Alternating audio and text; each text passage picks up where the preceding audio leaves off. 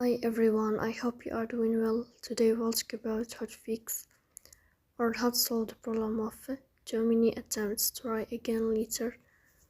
On the application of Duolingo, here we click on settings.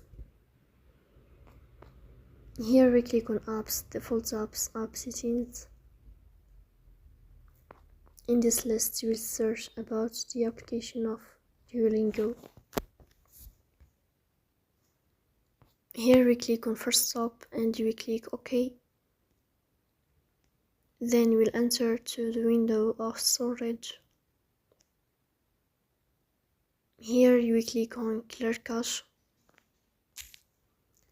Then you will turn on your airplane mode and you will turn off your airplane mode again to fix that problem. So please don't forget to press the bell icon and subscribe. See you next time and thank you for your watching.